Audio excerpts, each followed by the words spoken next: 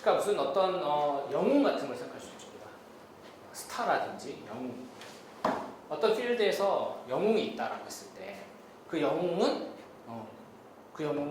그 필드의 논리 그 자체예요. 그 화신이에요. 성육신. 육화되어 있다고. 인카네이션. 그러니까 그 사람이 곧 그 필드의 지형을 좌지우지해요. 그 행위자가 필드의 운명을 결정, 필드의 위계 구조를 만들어내고 하는 거죠.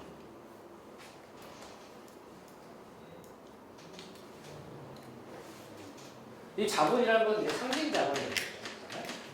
그 필드에서의 상징 자본, 명예라든지. 근데 우리가 상징 폭력 개념을 지난 시간에 했잖아요. 원래 순서가 뭐를 먼저 했어야 될 수도 있는데 상징 자본은 상징 권력 같은 거예요. 상징 권력이나 상징 자본이나 같고 이건 상징 폭력이랑 같은 개념이에요. 즉 상징 자본을 많이 갖고 있는 그 장에서 중심적인 지위를 차지하고 있는 사람은 상징 폭력의 화신이에요. 근데 본인이 상징 폭력을 행사했다고 생각하나 하지는 않죠. 나는 당연히 여기서 그럴 만한 사람으로서 그 일을 하고 있다고 생각합니다. 그래서 이제 저는 종교장 얘기하면서 이제 성직자를 많이 얘기했는데 성직자가 각 종교에서의 성직자들이 그 종교의 환상을 체화하고 있는 사람이고 가장 잘 알고 있고 지식적으로도 잘 알고 있지만 그 게임의 룰을 잘 이해하고 있고 그 게임 룰 자체가 돼버린 거죠. 그 사람이 하는 행동, 그죠? 그 사람이 하는 어떤 성직자가 하는 설교라든지 의전 집행이라든지 리추얼을 집례한다든지 이런 것들도 전부 그 장의 규칙을 만들어내는 행동이죠. 그 장의 규칙을 만들어냄으로써 그 장에 다른 신인 멤버들이 들어왔을 때 그 장의 규칙을 따르게끔 하죠. 만드는 사람이고 동시에 그 사람이 그렇잖아요. 그 교회 기독교인이 되려면 그 기독교 안에서 이제 요구하는 어떤 것들을 따라야 되잖아요. 절차들이나 신조도 고백해야 되고 그런 다양한 것들이 있는데 주일 성수도 해야 되고 11조도 해야 되고 이런 하찮은 이런 이렇게 그 세부적인 실천들부터 시작해서 진심으로 막 믿어야 되잖아요. 진심으로 믿게 만들어야 되고 그런 것들이 다 뭐예요? 그런 것들이 장의 규칙을 정해주는 거예요. 그 장의 규칙을 정해줬을 때 신참자는 거기에 대해서 내가 들어가겠다고 하는 이상은 저항할 수가 없어요. 그죠? 따라야죠. 저항할 수가 없어요. 그래서 상징폭력이라고 해요. 그래서 상징폭력이라고 해요. 저항할 수가 없어요. 아니, 공부도 마찬가지예요. 학문도 이렇게 공부를 하는데 내가 처음 공부를 해요. 이 공부를. 근데 처음 공부를 하는데 막 선생님 하는 말이 말 같지가 않아. 이상해. 그렇다고 그거 아닌 것 같은데 막 이렇게 하면 어떻게 되죠? 그냥 제명되는 거죠. 그냥 너 가 그래. 이렇게 되는 거예요. 그 상징폭력이에요. 저 여기서 완전 상징폭력 행사하고 있는 거예요. 여러분이 어떤 말로 저한테 반론을 제기해도 저는 다 받아낼 수가 있어요. 왜냐하면 여러분들이 무지하다는 걸 이용하다. 근데 여러분들은 내가 그걸 상징폭력을 행사하겠다고 생각하지 않고 저도 진심으로 진짜 믿진 않죠. 이렇게 얘기하고 있지만 여러분 내가 모르니까 공부를 하고 있구나 이렇게 생각하고 있는 거예요. 그죠? 그리고 여기에 들어오려면 진입장벽을 통과해야 되고 거기에 비용을 지불해야 돼요. 장의 경계를 넘어서 들어가려면 비용을 지불해요. 그 비용이 뭐예요? 나만큼 열심히 공부해야 되고 나만큼 저기 앞에 강의하는 사람만큼 그걸 따라잡기 위해서 더 공부를 해야 되고 시간을 들여야 되고 그 비용을 지불해야 되는 거예요. 자기가 잘하고 있다는 걸 막 다른 교수들한테 학자들한테 어필해야 되고 그게 비용이에요. 그러면서 어떻게 되는 거예요? 그러면서 자기가 동화돼요. 그렇게 돼요. 그런 인간이 되는 거예요. 그러면서 학자가 되는 거예요. 처음부터 학자의 태도를 가지고 있지 않죠. 처음에는 뭣도 모르고 그냥 들어갔는데 뭐 하라고 그러니까 하는 거예요. 그냥. 이거 해야 되는구나 모르니까 이거 하라고 하면 저거 하고 이거 읽어야 된다. 읽어야 되는구나. 읽는 거예요. 그러다가 보면은 점점 누구처럼 돼요? 나를 가르쳤던 학자, 교수처럼 되는 거예요. 그게 뭐예요? 아비투스예요. 그게 아비투스예요. 다 연결되어 있는 게. 그 아비투스를 채워하면 할수록 내가 점점 장의 중심에 진입하는 거예요. 그 장의 중심에 진입한다는 얘기는 내가 가진 지식이 많아진다는 거 동일한 거죠. 가진 지식은 그 지식은 뭐예요? 자본이에요, 자본. 좀 상징 자본으로 표현했겠지만 문화 자본이에요. 자본. 몸에 배는 문화 자본이 아비투사랑 같은 개념이라고 볼 수 있어요. 몸에 쌓이는 지식. 점점 그런 사람이 되는 거예요. 그러면서 내가 만약에 진짜 학계를 지배하는 만데 제가 막 부르디에 같은 사람이 됐다라고 하면 어떻게 되는 거예요? 그러면 그 사람이 하는 말이 곧 그 자체가 사회학이에요. 부르디에가 처음부터 그런 게 아니잖아요. 그 훌륭한 학자는 그 사람이 말하면 그 사람이 말한 게 곧 정의가 돼요. 규정, 데피니션이 되는 거예요. 사회학은 이런 거야 딱 정리하면 그 사람 정리한 게 그냥 정의가 돼요. 그 장 전체를 지배하는 정의가 돼요. 거기에 대해서 딴지 걸기가 힘들어요.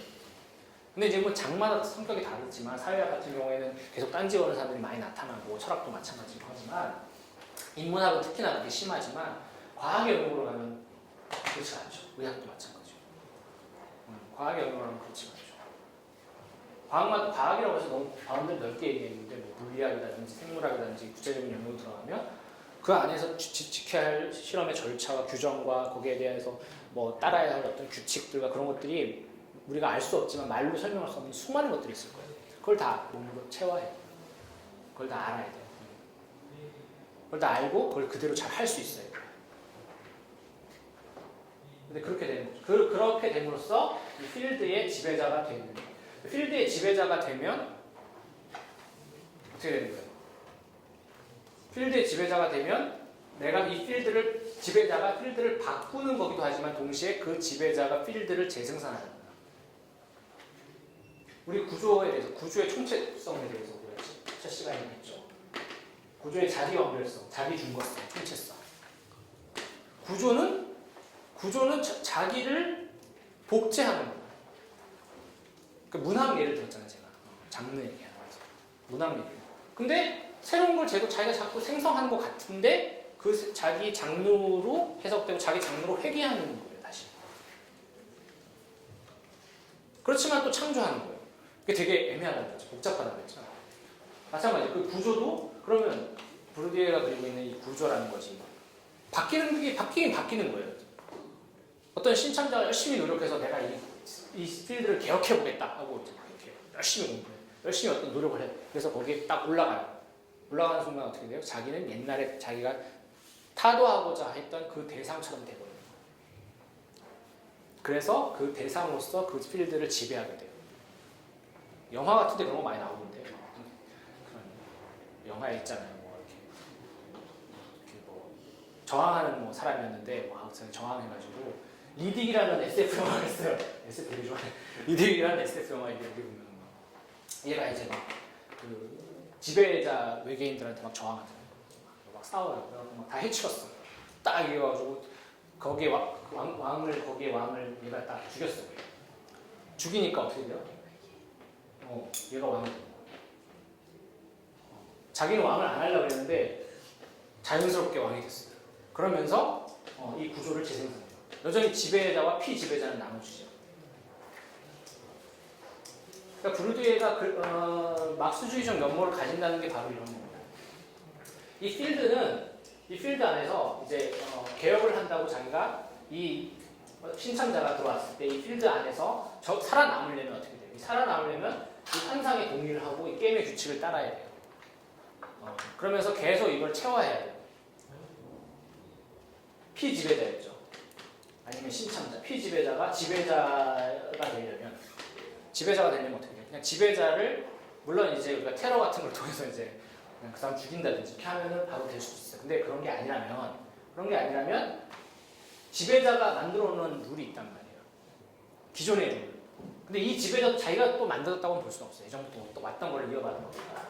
그 룰이 있으면 이 룰에 대해 도전해서 계속 저항을 해서 나아가는데 가면서 이 사람화돼서 결국에 이 사람이 지배자가 되면 이 필드의 지배자와 피지배자 구조는 깨지나요?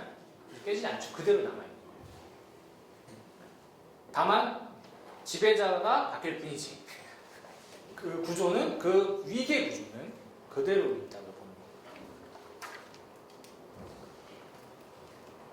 그래서 이제 어떻게 보면 되게 우울한 전망을 얘기하는 걸 수도 있죠. 세상은 쉽게 바뀌는 게 아니다. 그래서 이제 뭐 기독교에서는 이제 뭐 세상을 바꾸는 전략에 뭐 옛날부터 얘기했던 게 크게 두 가지가 있잖아요. 고지론이 있고 미답지론이라고 있어요. 옛날에 황병구 선생님이 얘기했던 것 같은데 아주 한 20년 전이었나 벌써 그게 세상을 바꾸려면 그 영역에 들어가서 고지론이 뭐예요? 그 고지, 높은 데를 점령해야 되는 거예요. 전쟁할 때 고지를 점령한다. 그리고 거기에 최고가 되는 거예요. 엘리트가 돼갖고 그 영역을 장악하면 된다. 라고 하는 거죠. 비유가 적절할지는 모르겠습니다만 예를 들면 노무현 전 대통령이 뭐 상고 출신으로서 이렇게 뭐 사법개혁을 하겠다 이렇게 했잖아요. 대통령이 됐잖아요 결국에. 그래서 지배자의 위치에 올라갔죠. 올라갔지만은 그분도 올라가서 제 입장입니다. 제 입장. 그분도 올라가서 이제 수많은 이제 노동자들을 탄압했단 말이에요. 그렇죠. 그거 뭐예요? 그러면서 이제 그런 엘리트가 됐을 때 자기는 옛날에 초심을 가지고 있냐 그런 게 아니라 이제 변심하는 거죠. 우리가 쉽게 얘기했던 변심이지만 아비투스가 체화가 된 거예요. 지배자의 아비투스, 정치인의 어떤 전형적인 아비투스 아니면 어떤 한국의 지배자들은 노동 문제, 노동자 편을 드는 지배자가 있어요, 없어요? 없죠. 자기가 뭐 대통령에 대해서 노동자를 위해서 하겠다라고 처음에 생각했을지 몰라도 가면서 어떤 아비투스를 채워하는 거예요. 그 게임의 규칙을 따르는 거예요. 그런 아비투스, 그런 정치인들의 아비투스. 자본주의 논리를 따라가야 하고 노동자를 무시하고 노동자를 탄압하는 그런 아비투스를 채워하는 거죠. 그리고 그 환경적으로도 그 게임의 어떤 룰이 그렇게 돼 있고 여러 가지가 있지만 하여튼 단순화시켜서 얘기하죠. 그렇게 돼서 그런 사람이 있어요. 고지론. 그래서 점령을 했는데 사실은 이거 비판도 실제로 이렇게 받았죠. 그렇게 안 된다. 그 자리에 올라가면 사람이 바뀐다. 자리가 사람을 만든다고 우리가 하잖아요. 포지션이 사람을 만든다. 내가 그 중심적인 위치로 가서 권력을 잡으면 나는 그 권력을 계속 행사하는 그런 사람이 돼요. 내 마음의 진정성을 아무런 없다는 거예요. 그게 이제 이 필드 이론, 필드와 아비투스가 그래서 연동되어 있는 건데 그게 무서운 거죠. 구조를 체화하는 거예요. 지배 구조를 내가 체화하는 거예요. 아주 단순하게 그냥 지배 구조를 체화하는 거고 그게 이데올로기고 이데올로기 체화하는 거예요. 내가 이데올로기 화신이 되는 거예요. 화신이 되지 않으면 내가 중심에 진입할 수가 없어요. 딜레마죠. 근데 중심에 진입 안 하면은 어떻게 돼요? 내가 도태돼요. 그러니까 이제 이런 딜레마에 빠지는 거예요. 개혁을 하자니 중심에 진입해야 되고 중심에 진입하자니 내가 바뀌고 내 아비투스가 달라지는데 그렇게 되는 거죠. 그래서 이제 이런 것도 이제 우리가 이제 이런 이론으로 이해해 볼 수 있다. 고지론 같은 것도.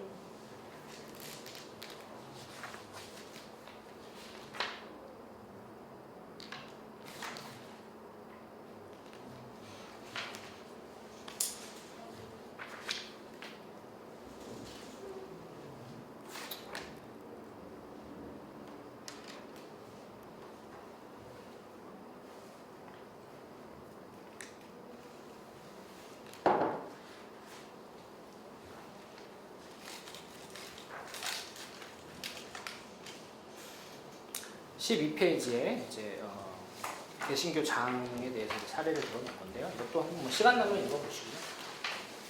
장이라는 거는 이제 하루아침에 생긴 게 아니라 역사가 있다는 거예요. 계속 이제 생겨온 역사. 그러니까 처음부터 뭐 장이 있었던 게 아니라 역사적으로 형성되는데 이 장에서 이제 장의 이제 역사적 형성을 어떻게 이해할 수 있냐면 그 장의 일루시오를 통해서 먹고 사는 사람들이 생기면 장이 성립한 것이다 이렇게. 그러니까 자율적인 어떤 시장 비슷해요. 비슷한데 그 장으로 그러니까 그 장에서 자율적으로 생태계가 구축돼서 그 장 안에서 어느 정도 자급자족이 되면 그게 장이 성립된 거라고 보는 거죠. 그러니까 이제 종교도 마찬가지죠. 뭐 새로운 종교를 창시했다 이렇게 생각하면 돼요. 새로운 종교를 창시했을 때 그 장에 성직자가 생기고 그 장에 평신도가 있고 뭐 다른 여타 뭐 그 종교 산업을 하는 사람들이 생겨서 서로가 서로를 이렇게 이렇게 하면서 그 안에서 자체적으로 먹고 살 수 있게끔 어느 정도 형성이 되고 그 장의 이해관계라는 게 생겨서 그것에 대해서 얽히고 설키면 거기 장이 있다고. 그러니까 이제 아까 장의 경계를 일루시오라고 설명을 했지만 이 일루시오를 통해서 구체적으로 인터레스트가 생기고 이것으로 인해서 먹고 사는 사람들이 생기는 것까지도 얘기할 수 있는 거죠.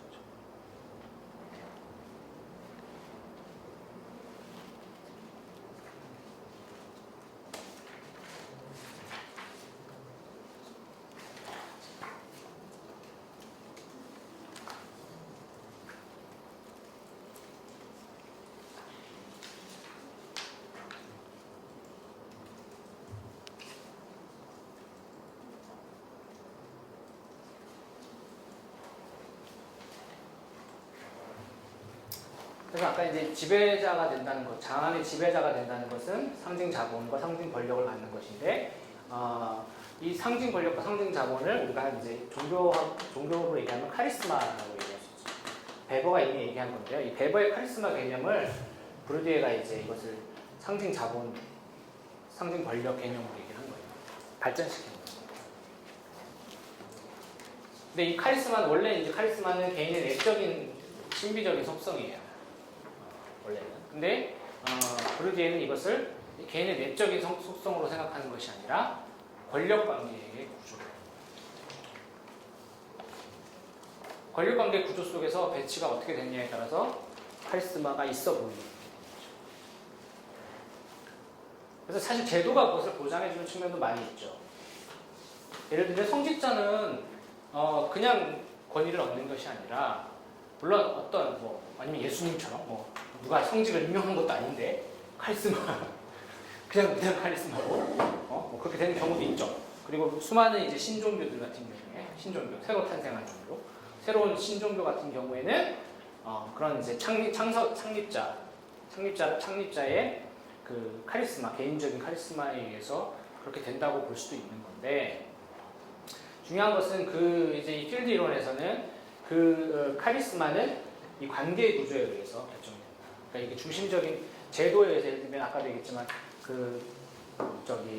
제도에 의해서 이제 기존 성직자들은 신학교에 가잖아요.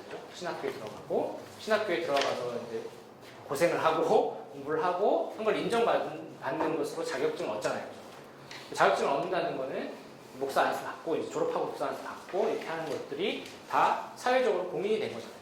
공인이 된 거고 그것을 평신도들도 인정하고 저분은 신학 공부하신 분이고 안수를 받았어. 그러니까 목사님이라고 하고 그죠. 그래서 그것에 의해서 권위가 부여가 되는 거예요. 그래서 그 위치에 갔을 때 그 목사님이 설교를 잘하든 못하든 간에 물론 잘하면 좋겠지만 잘하든 못하든 간에 일단 그분이 말하는 거는 하나님의 말씀을 전하는 거다라는 식으로 해석이 되는 거예요. 그쵸? 그 자체가 권위를 가지게 되죠. 그것은 뭐예요? 그것은 관계가 그 구조가 보장해 주는 것이죠. 그래서 이제 브루디에는 조금 언어 자체에는 이 말 자체에는 힘이 없다고 봐요. 좀 이게 논란이 되는 부분이긴 하지만 말 자체에 힘이 있는 게 아니라 그 말을 만들어주는 그 말하는 화자의 포지션이 포지션이 곧 권력이잖아요. 포지션이 곧 그 말의 파워를 만들어준다라고 봐요. 언어 자체는 아무 힘도 없다. 그냥 우리가 설교를 그냥 평신도가 설교를 아무리 잘해도 제가 극단적인 얘기지만 여기 썼지만 평신도가 설교를 아무리 잘해도 제도적으로 보장이 안 돼 있어요. 그죠? 설교라고 안 하죠. 간증이라고 하지. 평신도는 설교를 해도 설교가 아닌 거예요. 하지만 목사님은 설교를 아무리 못해도 설교인 거죠. 여기 전도사님 목사님들끼리는 좀 그런데 그래서 하여튼 그런 식으로 이 생각을 하는 거예요. 그래서 카리스마라는 것도 결국 어떤 이 관계에 의해서 사람들이 거기에 권위를 부여하니까 되는 것이다. 이렇게 얘기를 하는 것이죠.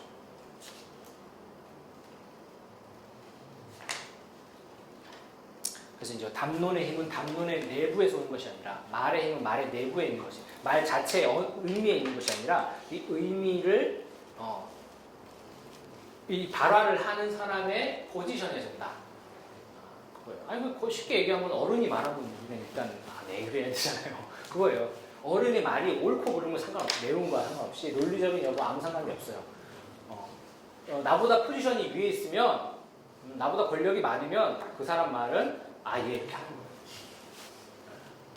그거는 직장 상사가 얘기하는 것도 마찬가지죠. 직장 상사가 까라면 까는 거죠. 그런 거잖아요. 군대도 마찬가지고. 그래서 이제 설득력, 정당성이라는 것은 의미 자체에 있지 않다라고 좀 봐요. 그러니까 이제 좀 어떻게 보면은 합리적인 의사소통의 가능성을 많이 좀 무시한다고도 볼 수 있죠. 거기에 대해서 별로 그렇게 낙관적이지 않죠. 왜 우리가 말로만 정말 순수하게 대화로만 우리가 타인을 설득해보자 이런 거 별로 안 믿는 거죠. 그런 거 안 된다는 거예요. 일단은 다 우리가 뒤에 배경이 있는 거예요. 뒷배경이. 우리가 다 말할 때는 다 우리가 뒷배경을 깔고 내가 나의 포지션과 나의 자본을 나의 능력도 내 내재적 능력이 아니라 문화 자본이라고 했잖아요. 문화 자본. 만들어진 능력. 이 능력을 가지고서 다른 사람과 대화해서 설득해서 내가 원하는 걸 관철시키는 순수한 설득력이라는 걸 믿지 않는 거죠.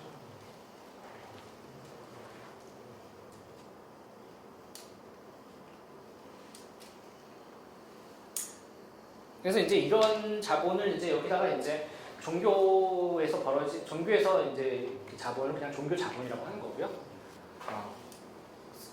종교에서의 상징 권력을 그냥 종교적 상징 권력, 종교적 권력, 종교 권력 이렇게 얘기를 하는 거예요. 그냥 종교자만 이제 붙이는 건데 종교 안에 이제 특수한 케이스들을 이제 연구할 때 쓰는 것이죠.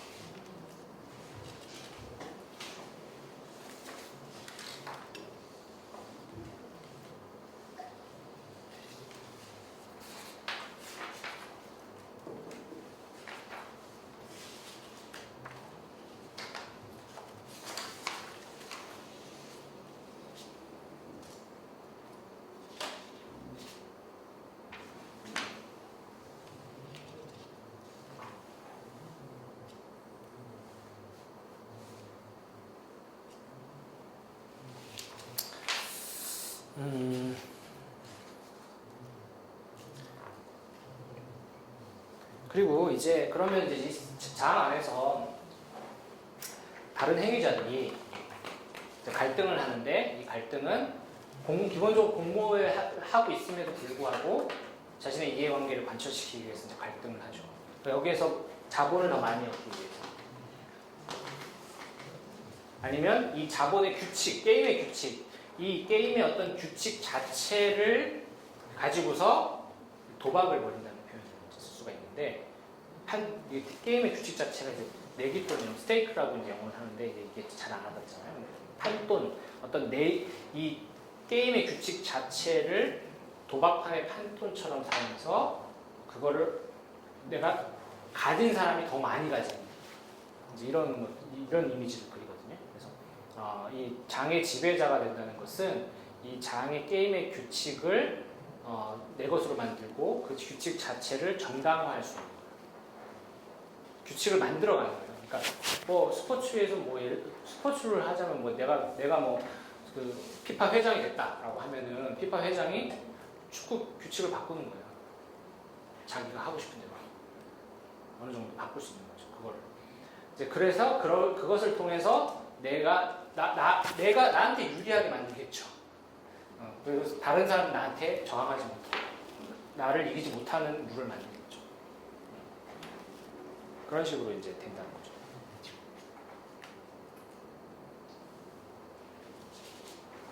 그리고 이제 이런 것들을 이제 결국에 어떤 종교 안에서는 종교적 이익, 이게 뭐 구원제라고 이렇게 번을 표현했지만 구원이라고 할 수 있는 구원의 여러 가지 자원들, 재화들을 구원에 필요한 자원, 구원을 통해서 얻는 재화 이런 것도 다 구원제라고 광범위하게 정리를 하고 있는데 이런 구원제들을 얻기 위해서 투자를 한다는 거예요. 그러니까 뭐 만족감, 기쁨, 행복감 뭐 이런 것도 다 구원제일 수 있어요. 내가 구원을 받았다는 기쁨, 확신 이런 것들도 보이지 않는 구원제가 있는 거고 거기에서 종교 생활과 교회 생활을 통해서 얻을 수 있는 어떤 감동, 어떤 자기 만족 이런 거 전부 다 구원제라고 할 수 있죠. 그리고 눈에 보이는 어떤 이제 구원의 도구들도 구원제라고 100원은 좀 우아하게 있는데 예배, 기도, 성경 공부 이런 것도 다 이제 구원의 수단이 되죠. 이제 이런 것들을 통해서 자기의 원하는 이익을 얻는데 또 이것들을 활용하고 이것들을 계속 얻기를 원하고 이 도구들을 통해서 또 더 많은 구원제를 얻으려고 하죠. 근데 이런 투쟁을 하는데 이 안에서 이 투쟁이 아주 뭐라 그러죠? 페어 게임, 공평한 게임은 아니라는 거예요. 왜냐하면 기본적으로 아까 장은 위계 구조라고 했잖아요. 위계 구조니까 페어 게임이 아니다. 페어 게임이 아니라는 건 뭐예요? 누가 더 많이 이익을 얻을 수 있고 어떤 사람에 비해 대부분은 그런 평신도에 비해서 성직자들 아니면 장로님들이 더 많은 이익을 얻는다는 거예요. 그 게임에서. 그러니까 성직자가 설교를 통해서 은혜를 주죠. 설교를 통해 은혜를 주고 뭐 안수기도를 해줄 수도 있고 나름 뭐 축복 기도를 해줄 수도 있고 뭐 여러 가지 할 수가 있어요. 그럼 평신도는 그에 상응하는 뭘 얻는 거죠. 그에 상응하는 뭘 얻어야 되잖아요. 뭐 만족감이라든지 실제 구원인지 아닌지는 알 수 없지만 하여튼 뭔가 구원의 느낌이라든지 뭐 이런 것들을 얻어요. 그러면 이게 1대1로 주고받는 관계면 되는데 그게 아니라는 거예요. 지난 시간에 모스의 그런 선물을 얘기했잖아요. 그랑 똑같아요. 손짓자가 어떤 무엇을 한다고 할지라도 이 평신도는 거기에 대해서 어떤 보상을 받지만 거기에 대해서 보상을 받기 위해서 뭘 하죠. 왜냐하면 교회 열심히 나가야 되고 11조 해야 되고 여러 가지 것들이 있어요. 그것이 당연히 해야 되는 것도 있지만 당연히 안 해도 되는 거지만 해야 될 것 같은 압박감을 느끼는 것 자체, 부채감을 가지게 되죠. 그 부채감은 성직자에게 뭘로 드러나요? 부족장이잖아요. 부족장. 똑같이. 권력이 되는 거예요. 그러니까 물론 이제 프로테스탄트에서는 이제 신과 인간의 관계가 1대1 관계니까 이론적으로는 1대1 관계라고 해서 이제 이런 관계가 없어야 되는데 실제로는 그렇지 않잖아요. 실제로는 우리가 교회를 다녀야 되고 교회를 다니면 당연히 어떤 목사님이 하는 말씀 들어야 되고 그렇게 되는 거잖아요. 그러면 이제 그 속에서 불평등한 관계가 만들어진다는 거예요. 기본적으로 만들어져 있고 그 불평등한 관계 속에서 평신도들은 상대적으로 불리한 위치에 있다. 이렇게 보는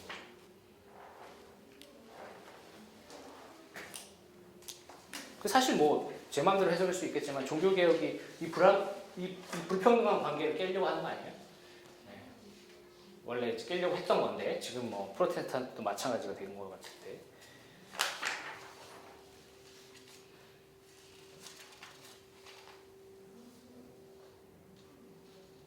20페이지에 중간에 이제 인용문이 있어요. 마두로라는 이제 오토 마두로라고 하는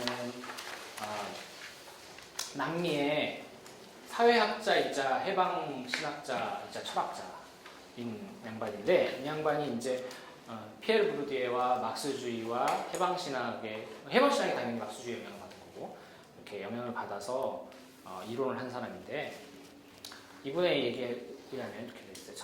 성직층의 종교적 이익은 무엇보다 종교적 재화의 재생산, 교환, 분배에 대한 권력 그리고 종교적 생산수단에 대한 권력을 보존, 확대, 심화시키는 것이라고 할 수 있다. 평신도층의 종교적 이익은 성직자에 대립하면서도 그에 종속된 상태에서 종교적 생산수단의 박탈 과정을 억제하고 가능하면 역전시키는 데 있다. 그러니까 평신도는 이제 가능하면 이제 더 많이 이익을 얻으려고 한다는 거예요. 근데 즉 평신도 이해관계는 최소한 성직층에 대한 최소한의 양보만으로 종교제를 획득하는 데 있으며 최대치로는 종교적 생산수단의 전면적인 제출입니다. 그러니까 평신도는 나름 그 안에서 이제 더 많은 걸 얻으려고 노력을 하고 그다음에 이거예요. 될 수 있으면 교회 의무를 적게 하고 덜 열심히 하면서도 더 많은 구원제를 얻는 거가 목표예요. 그러니까 약간 이제 어떤 이해관계를 맥시마이즈하는 그런 거죠. 이게 사실 경제학적으로 이해될 수도 있는 것이지만 경제학에서 전제되는 인간은 이익을 맥시마이즈하는 존재다 이거잖아요. 네, 그거하고 약간 비슷할 수도 있어요. 근데 어쨌든 이건 종교적 차원에서는 종교적 이익을 극대화하려고 한다. 그래서 이제 사실은 이분은 이제 약간 그런 걸 그리고 있는 거죠. 성직자들과 평신도 간에 약간 계급투쟁 같은 게 벌어지고 있는 것처럼 이렇게 얘기를 하고 있는 거예요. 성직자는 더 많은 권력을 더 많이 줌으로써, 그죠? 더 많이 주자. 예배를 엄청 많이 만들어야 돼요. 수요예배도 만들어야 되고, 뭐 금요일이라도 가야 되고.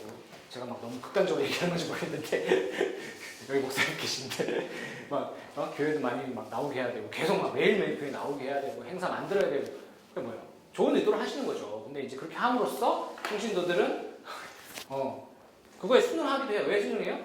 그렇게 하면 더 기쁘니까, 좋으니까, 더 하나님께 가까이 간 것 같고, 더 신앙심이 좋아지는 것 같고 하잖아요. 그 나름대로 평신도도 그거 자기의 어떤 만족감과 어떤 구원을 위해서 열심히 하는 거예요. 하지만 그게 서로 윈 게임이 아니고 한쪽에도 기울어져 있다라고 하는 거죠. 평신도는 아무리 열심히 노력을 해도 한계가 있다. 뭐 이런 얘기죠.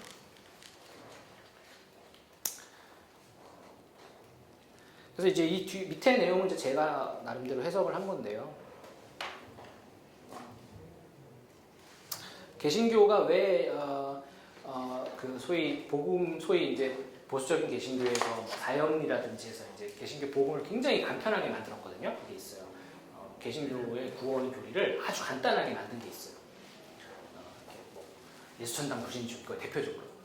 그러니까 이렇게 개신교인이 되고 개신교인답게 사는 게 굉장히 복잡하고 단순한 문제가 아님에도 불구하고 이제 한국 개신교에서 아니면 전 세계적으로도 이제 보수 쪽에서 개신교는 이제 그런 구원 교리를 단순화하는 측면이 있어요. 예수천당 불신주 이렇게 해서 단순화하는 이유가 뭘까라는 걸 난 좀 고민을 했거든요. 단순화하면서도 또 동시에 이 두 가지가 동시에 있어요. 단순화하는 해놓고 또 한편으로는 교회에 열심히 나오게 제자 훈련이라든지 이런 게 굉장히 많은 행사들이 많고 굉장히 이런 게 많은 이유가 뭘까?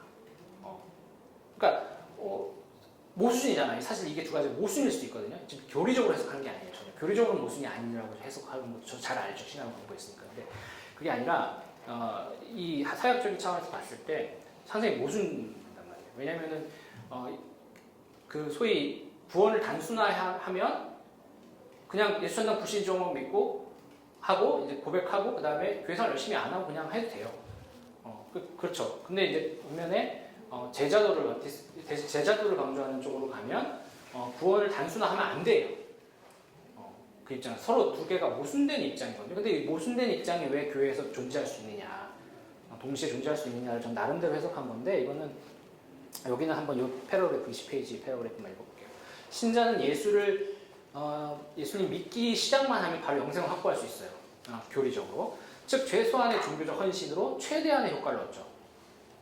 그러니까 내가 별로 지불하는 게 없어. 별로 지불하는 거 없이 영생을 얻을 수 있다고 돼 있어요. 근데 구원의 조건이 많아질수록, 근데 이제 만약에 교회가 이거를 복잡하게 만들면 진입장벽이 높아지죠. 성직자가 만약에 최대한의 이익을 추구한다 그러면 진입장벽을 높여야 하는데 왜 이렇게 하지 않을까라는 거예요. 왜냐하면 이렇게 독점권은 강해지지만 너무나 까다로운 조건 때문에 사람들이 더 들어오지 않을 가능성이 있어요. 철저히 지금 장애 논리로 해석하는 거예요. 그래서 그랬을 때 성직자 평신도 간에는 적정한 타협점이 생긴다고 보는 거예요. 저는. 이게 이제 타협의 산물이라고 하는 거예요. 이 모순된 이 두 가지 교리 입장이 신앙적 에토스가 어떻게 한국 개신교에 동시에 존재하고 있느냐라고 했을 때 이것이 일정한 성직자와 평신도 간의 타협이라고 보는 거예요. 적절한 타협점이 생기는데 구원의 문턱을 낮추는 대신에 천국의 상급으로 표현되는 구원의 등급과 은혜의 차이 이런 게 있다고 봅니다. 실제로 있다고 봅니다. 현실적으로. 왜냐면은 보시면 교회 다니시는 분들은 아시겠지만 교회에 위계 제도가 있어요. 그러니까 뭐 집사 이게 사실 위계가 아니라고 주장하지만 실제로는 위계나 다름없다고 봐요. 집사, 장로 이렇게 있다고. 그 위계 제도가 있고, 그다음에 은혜의 차이가 있죠. 그건 이제 다니시는 분들은 아실 거예요. 그다음에 구원의 등급, 이거는 진짜 너무나 이제 좀 극단적인 케이스이긴 하지만 뭐 천국에 갔는데 뭐 어떤 여기서 신앙생활 열심히 한 사람은 천국에 가서 그 아파트에 살고 뭐 이런 거 실제로 가르치는 교회도 있단 말이에요. 아이들한테 그런 가르친단 말이에요. 대충 살면 개털 모자 쓴다 뭐 이런 얘기하고 그런 게 아직도 있어요. 근데 그런 것들이 이제 교회 위계 제도를 두는 거죠. 그러니까 일단 구원은 얻을 수 있지만 평등하지 않아요. 그리고 성직자의 권위에 순종하고 평신도 간의 경쟁, 즉 소비 증가를 해서 구원제 가격의 상승을 유도할 수 있게 된다고 보고, 또한 신자들은 더 많은 헌신과 복종을 하는 만큼 더 많은 은혜를 요구합니다. 다시 말해 헌신과 복종을 하지 않고는 은혜와 복을 받을 수 없게 됩니다. 그러니까 그렇게 제도적으로 만들어진 거예요. 아니 헌신과 복종을 안 하면 교회 목사님이 나를 외면할 거고 설교도 교회 잘 안 들어올 거고 나도 교회 다니시니까 안 나가게 될 거고 이렇게 된단 말이에요. 그래서 구원제는 종교시장에서 취급되며 신자들에 의해 소비가 가능한 상품과 서비스의 다름 아니다. 종교적 지배자들은 이것을 통제하고 독점하기 위해서 투쟁을 하고 평신도들은 적은 투자 비용으로 더 많은 이익을 얻기 위해 투쟁한다는 거죠. 이 투쟁, 서로를 종교적 이익을 좀 맥시마이즈 하려고 노력한단 말이에요. 근데 이 두 가지 이익이 갈등을 겪으면서 어느 이제 이런 현상들이 나타나는 것이 아닐까 이렇게 생각을 하는 거죠.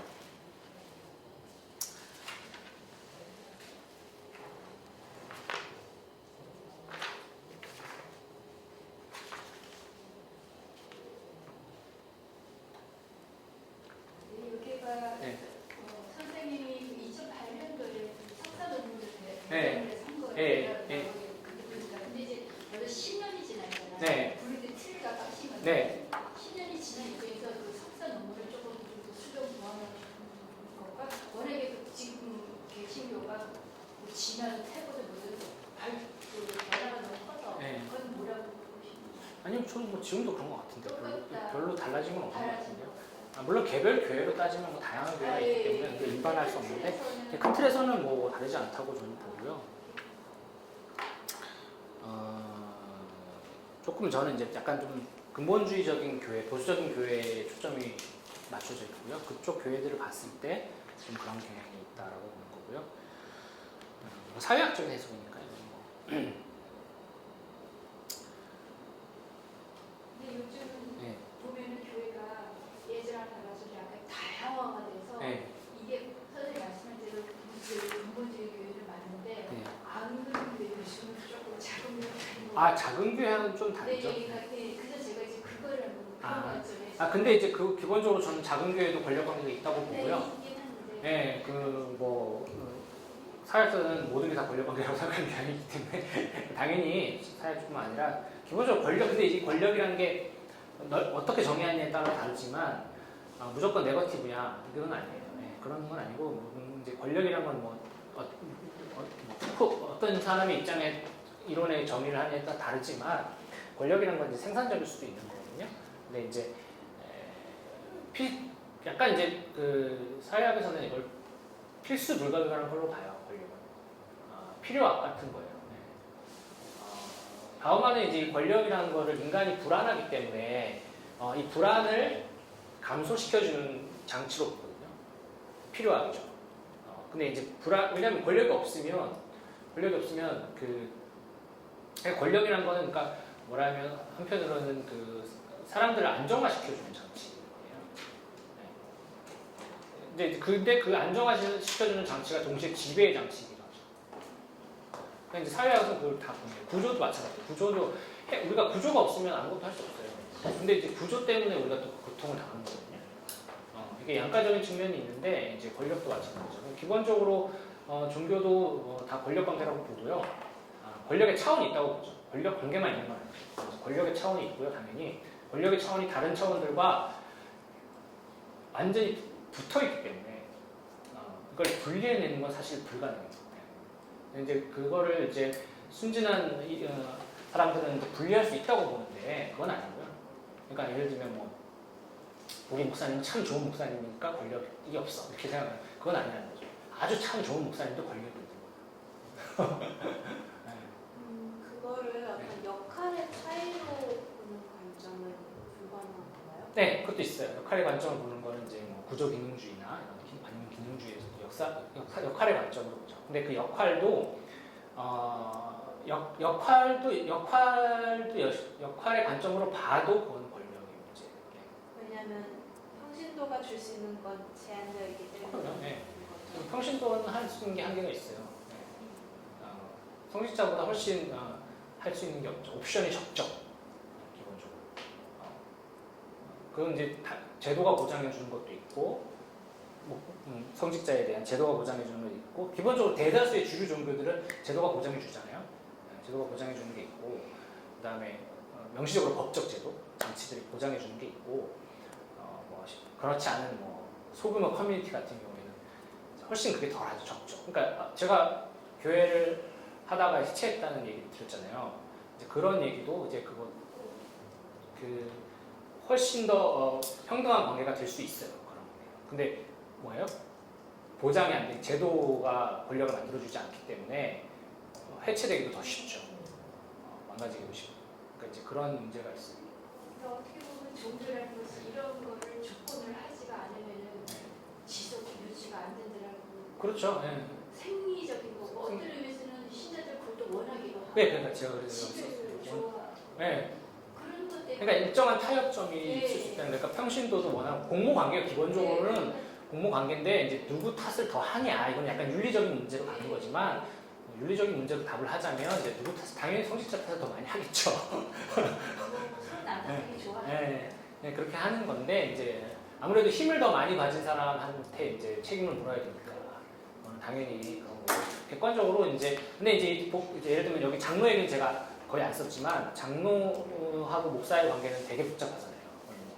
교단마다 다 다르고 개교회마다 다르잖아요. 목사님이 더 힘이 센 교회도 있고 장로님이 더 힘이 센 교회도 있고 이건 정말 다른 문제라서 그것도 케이스 바이 케이스인 거죠.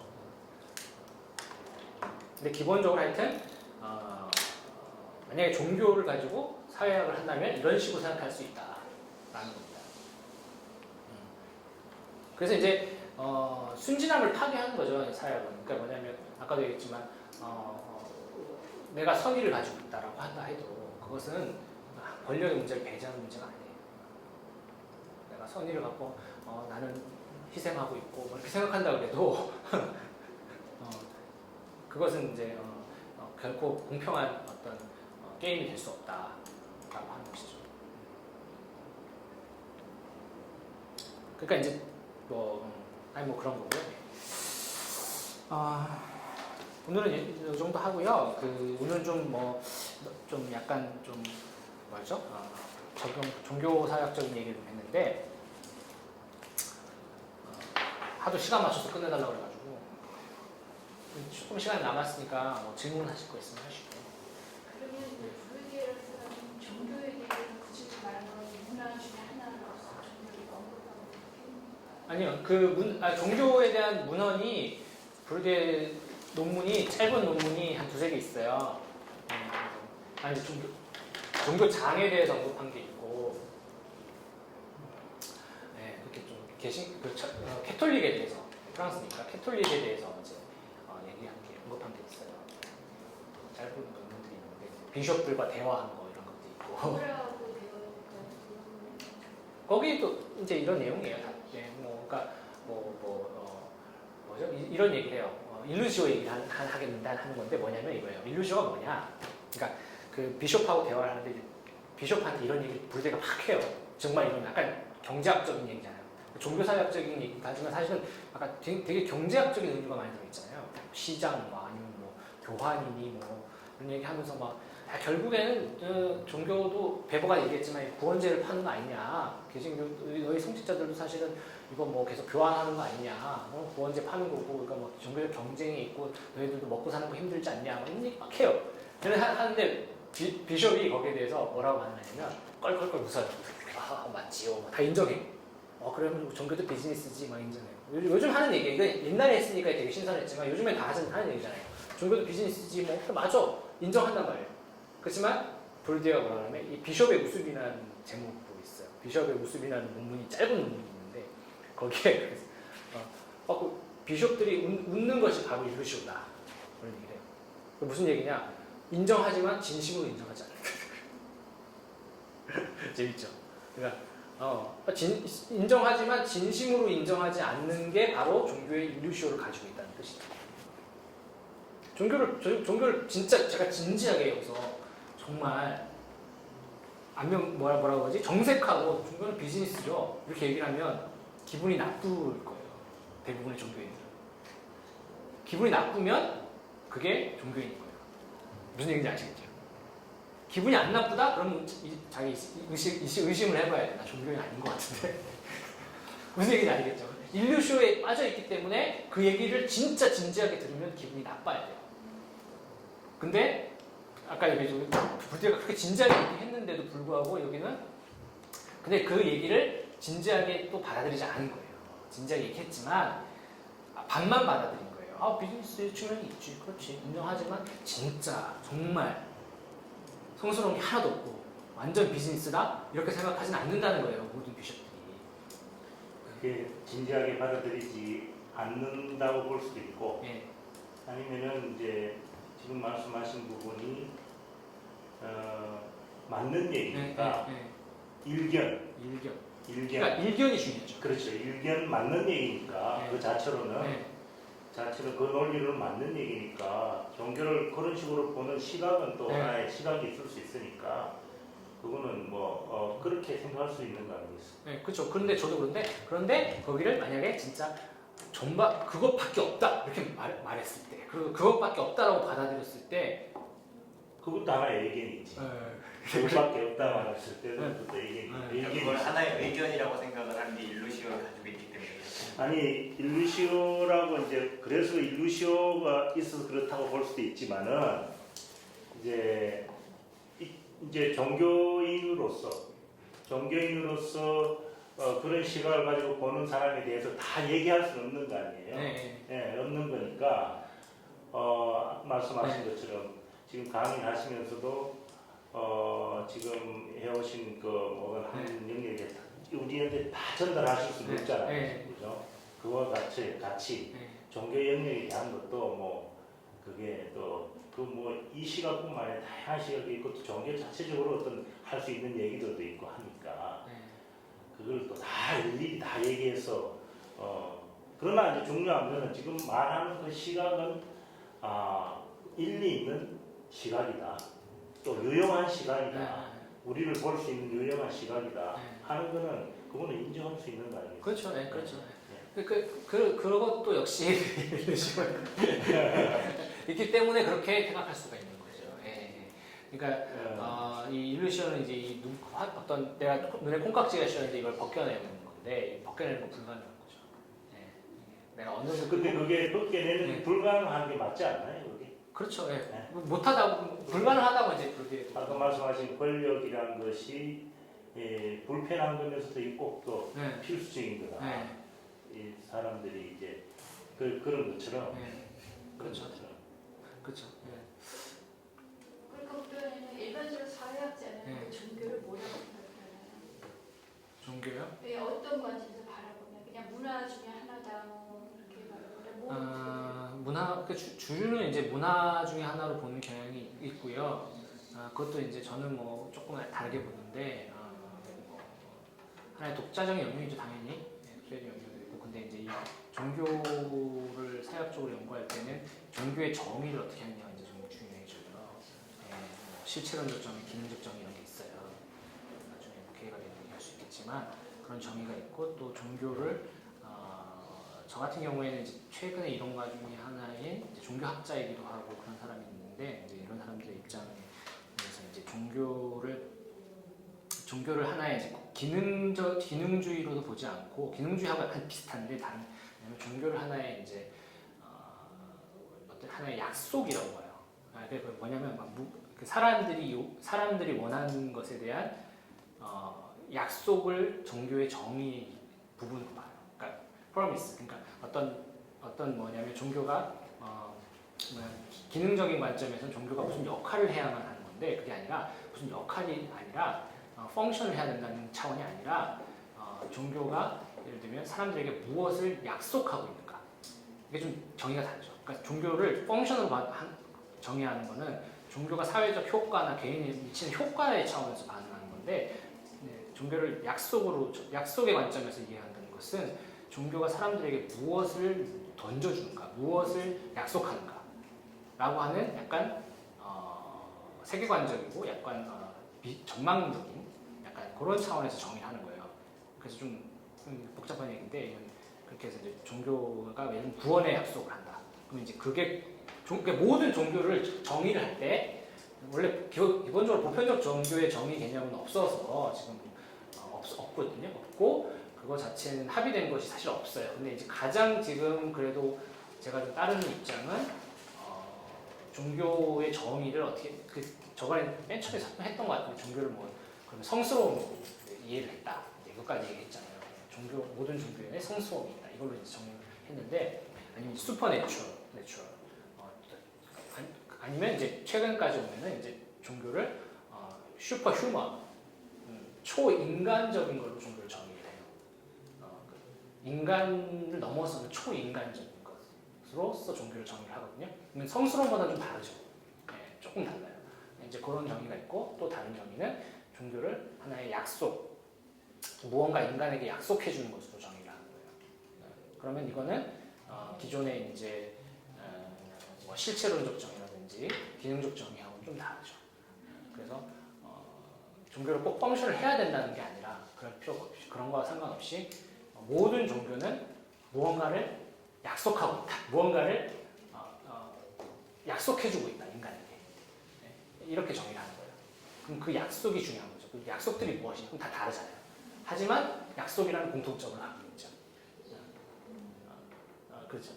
그런 차원에서 이제 정의를 해요. 이제 무슨 얘기인지 아시죠? 약간 다르죠. 기능으로 정의를 하면 효과예요. 이 사람이 뭐 어떤 구원의 효과, 어떤 뭐 사람이 바뀐다든지 아니면 뭐 천국에 간다든지 효과, 기능 아니면 뭐 사회적으로 내가 착하게 산다든지 이런 효과의 차원에서 종교를 정의하는 게 있고 그거가 다른 패러다임은 종교가 무엇인가를 약속해주고 있다라는 패러다임이 있어요.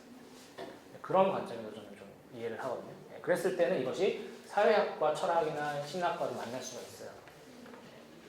그것도 역시 어느 학자의 네, 하나의 입장인데 그게 최근에 많이 받아들여지고 있고 많이 소개가 안 됐지만 저는 많이 그걸 받아들이고 있고 그렇죠. 저는 오늘 발표에서 되게 질문을 네. 많이 궁금한 게 많이 네. 생겼는데 필드 내에는 꼭 지배와 피지배 구조만 있나요? 그러니까 좀 평등한 관계는 필드 내에 존재할 수 없는 건가요? 네, 브루디에는 없다고 봐요. 지금 브루디 네. 입장만 하시기 때문에 그렇게 말씀하시는 네, 근데 브루디에 이론적으로 생각하면 그렇죠. 네, 평등한가 그냥 뭐 우리가 좋게 그냥 나이스하게 그냥 얘기할 때는 뭐 있을 수 있다고 생각할 수도 있지만 없죠. 기본적으로 모든 관계는 권력과. 근데 이제 저는 네. 지금 이제 오랜 시간을 거쳐서 교회 역사를 봤을 때 지금 뭐 사람이 많아지니까 네. 교단을 이렇게 높여서 많은 사람이 볼 수 있게 어떤 구조를 진짜 그 뭔가 높여서 본다거나 그렇게 인식하게 되지만 성경에서 이제 보면 말씀 맡은 자가 있고 이렇게 역할이 나누어져 있어서 저는 그렇게 인식을 하고 있었거든요. 교회 내에 집사의 역할이 있고 장로의 역할이 있고 그래서 저는 저의 역할이 있고 이렇게 포지션이죠. 생각했는데 역할도 포지션인데 근데 그 내에서도 어떤 권력관계 불평등이 있다고 말씀하시니까 역할이 기능이 다 있는데 그 역할의 기능은 권력과 붙어 있는 거예요. 그러면 권력이 있는 그 권력이라는 것이 권한이겠죠. 권한인데 그 권한이 약간 기능주의적인 생각이 나잖아요. 근데 이제 권한이 당연히 이 뭐 권력의 아주 나이브한 정의로 가자면 남을 내 마음대로 할 수 있잖아요. 근데 그거를 그게 남을 마음대로 한다기보다도 지금 이제 우리 자네가 얘기하는 네. 것처럼 그 지금 말하는 로마서에 보면은 이런 지체론을 얘기하잖아요. 예를 이제 자네 교회 내에서 한 몸을 이룬다 이러잖아요. 손이 발이 될 수가 없고 눈이 코가 될 수가 없다. 네. 각각 자기 영역이 있잖아요. 냄새 맡는 영역, 맛을 보는 능력. 이거는 서로가 대체될 수가 없는 거 아니에요. 고유하게. 그래서 그런 걸로 볼 수가 없느냐 이제 그런 시각이잖아요. 지금. 지체론 뭐 달란트론 그런 사회 이 필드 안에가 그걸 기능주의라고 하거든요. 그렇게 근데 볼 그 게임의 룰과 교회를 지체나 이런 역할로 설정해 놓은 것이 또한 권력이라고 보는 거죠. 네, 좋은 지적이네요. 그럼 그게 이제 그러니까 우리가 성경을 놓고 이제 좀 그걸 근거해서 하니까 그런 얘기가 나오는데 그게 성경을 쓴 사람이 권력을 쓴 가지고 사람이 아니라 저 같은 경우는 이제 네. 고린도전서를 네. 그 분석할 때 그렇게 분석을 하거든요. 뭐냐면 바울이 그런 구조, 교회적 구조나 역할에 대해서 그 교회에 제시할 때 그것이 바울이 내가 받은 하나님의 말씀을 잘 전달하고 그런 교회로 이 교회를 성숙시키기 위한 그런 저런 상징 폭력을 사용하고 있다는 거죠. 네. 그러니까 이 그걸 교회를 향해서. 그렇게 표현할 수가 있는 거죠. 네, 말씀하신 그렇죠. 것처럼. 네, 그리고 이제 기능론을 이제 뭐 예수님 말씀과 상관없이 그런 건 이제 각 지체 그 이제 그 생물학적 은유로 이제 얘기를 하는 거잖아요. 그거는 전형적인 기능론이에요. 기능론은 이제 그렇게 얘기를 하는 건데 그 기능론의 문제는 아까도 얘기했지만 좋게 얘기하면 우리가 대치될 수 없으니까 각자를 인정하자라고 생각할 수 있는데 아까도 얘기했지만 포지션을 누군가 정해주는 측면이 있는 거예요. 그러니까 개인이 정해줄 수 있지만 구조적으로 지배관계에서 그렇게 역사적으로 만들어졌기 때문에 고정되어 있는 걸로 볼 수 있고 또 그 기능론의 문제는 뭐냐면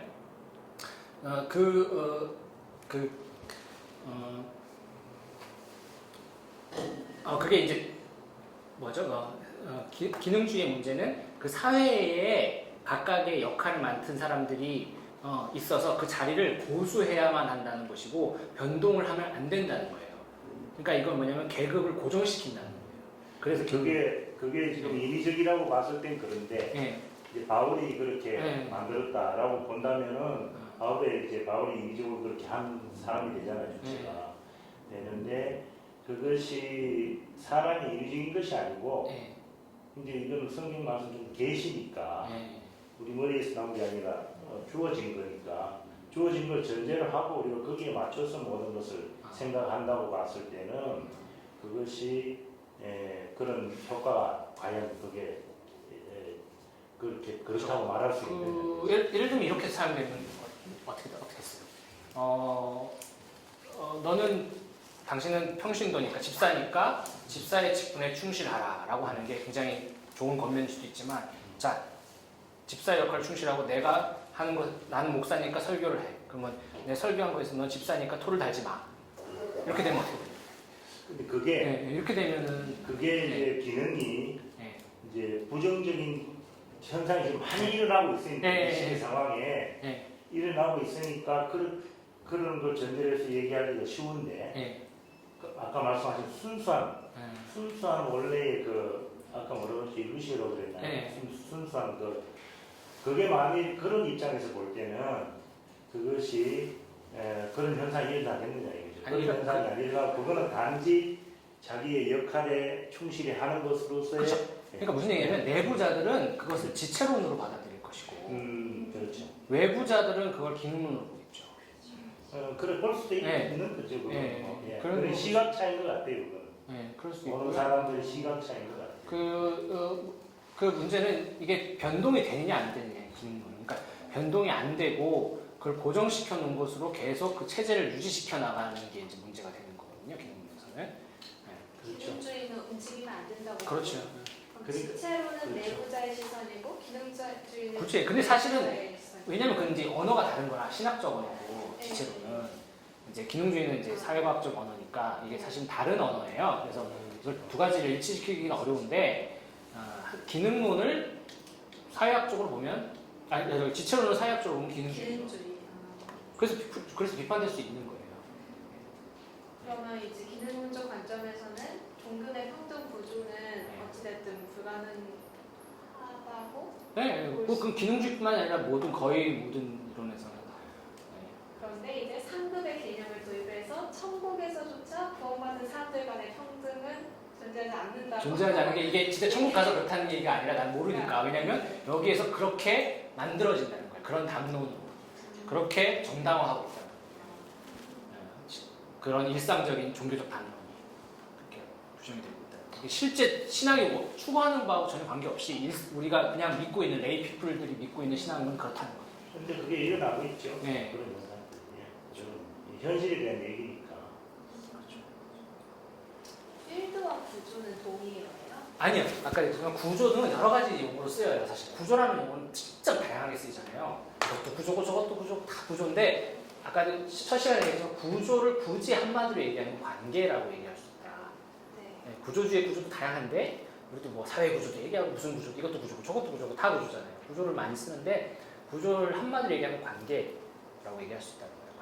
관계를 사유하는 건데 그 관계적인 사유를 또 관계적인 사유도 여러 가지 있어요. 막수주의적인 구조론이 있고 정신분석학적인 게 있고 다 달라요. 조금씩 프랑스 구조주의가 있고 다 달라 조금씩 다른데 그 구조를 사실은 이제 이 필드 이론이 이제 아까 얘기했지만 연구하기 편한 개념으로 만든 거예요. 근데 이제 다른 영향도 받았어요. 이 구조랑 필드 개념이 여러 이론의 영향을 받은 거예요, 사실. 그래서 뭐 엘리아스의 결합태라든지 이런 개념이 있어요. 여러 가지 개념이 있는데, 그다음에 이제 하여튼 그런 기본적인 이제 어떤 소우주 개념, 베버가 얘기하는 그런 우주의 개념이라든지 소우주 개념, 그냥 이거는 이제 필드라는 거는 그냥 사회적 관계의 구조라고 해서 네트워크 구조 비슷한 거예요.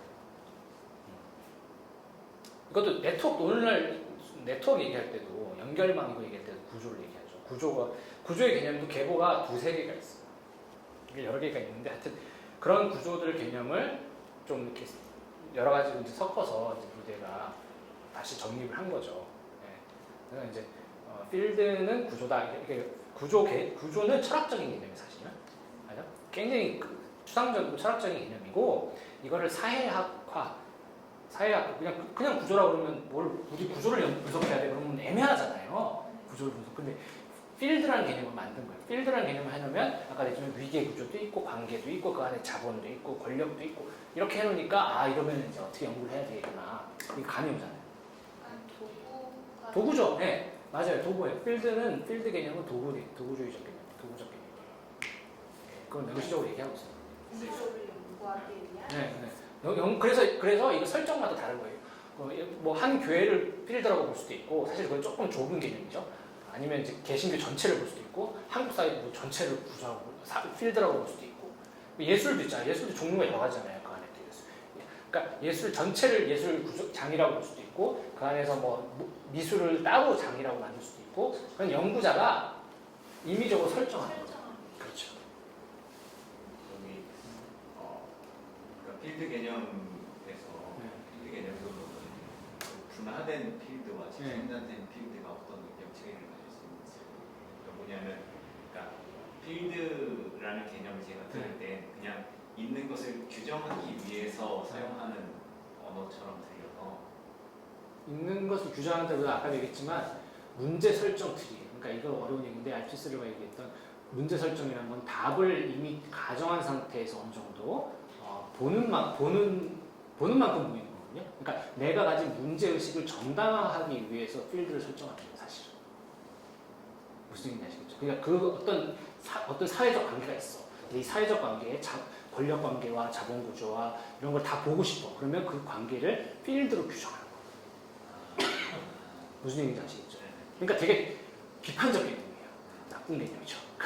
사회를 나쁘게 보기 위해서 여기는 다 지배 구조가 있고 권력 관계가 있고 일루시오가 있고 이거를 보고 싶다. 여기를 내가 분석하고 싶다. 그러면 그걸 필드라고 규정하고.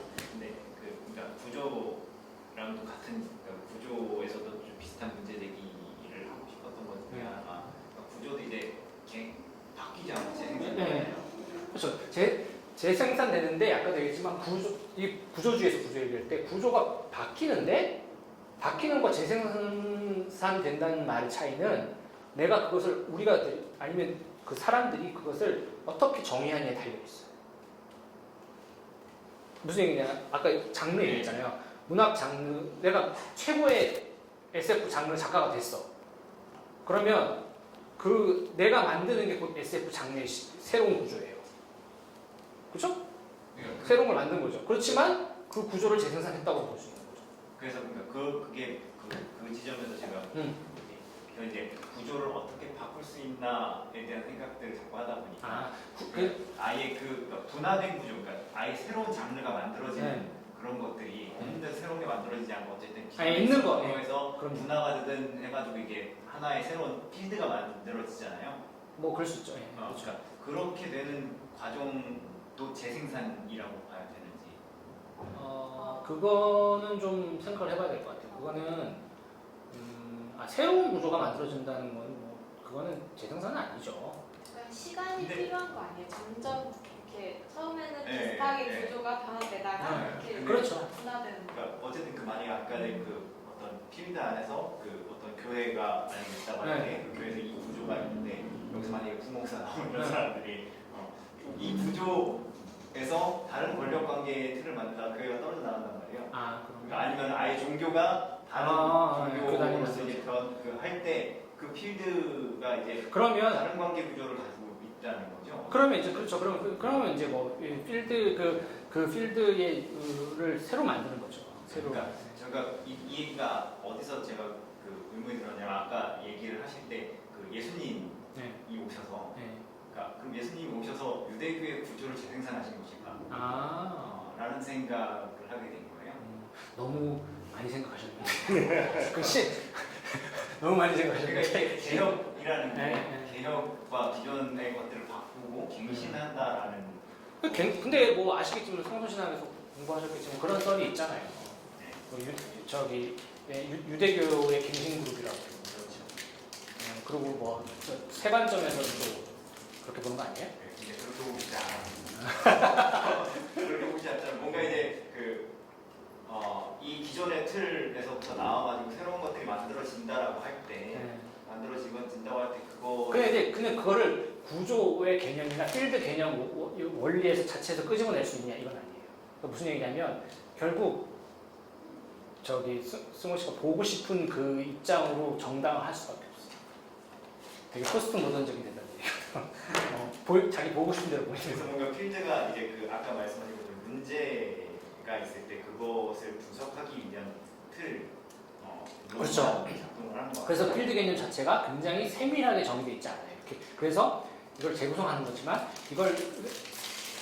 이게 선언적으로 필드 개념이 있어서 이 개념 때문에 이게 구조가 된 거냐 아니냐 이렇게 판단할 수가 없어요. 사후적으로 내가 이 개념을 활용해서 이것이 됐다고 말할 수도 있고 안 됐다고 말할 수도 있는 것뿐이에요. 그러니까 첫 시간에 얘기했죠. 개념이 먼저 선언적으로 있어서 우리를 결정해 주는 게 아니에요. 우리가 프랙티스를 어떻게 하느냐에 따라서 개념이 뒤따라와서 정당을 시켜줘요. 모든 학문에는 이제 한계라는 게 있는데 그 사회학에서는 어떻게 할 수 없는 한계가 있어요. 사회학에서는 전통적으로는 초월적인 것 그 자체에 대해서는 말하는 거 같죠. 보여지는 현상에 대해서만. 근데 그게 한계라고 생각할 수도 있고 아닐 수도 있어요. 왜냐하면 그럼 우리 중에 누가 초월적인 걸 직접 보는 사람이 있어요? 그죠? 다 우리는 언어로 말하잖아요. 근데 구조주의는 언어라고 얘기했잖아요. 제가 구조주의 핵심은 언어라고 그런 것도 있는데 언어 게임을 벗어나서 얘기할 수 있는 사람은 없어요. 초월이라는 말 자체도 언어인데, 그죠? 다 언어로 하는 거잖아요. 말로 하는 거고 학문도 말로 하는 거고 초월을 본 사람이 누가 있어요? 그러니까 사회학이 할 말이 있는 거죠.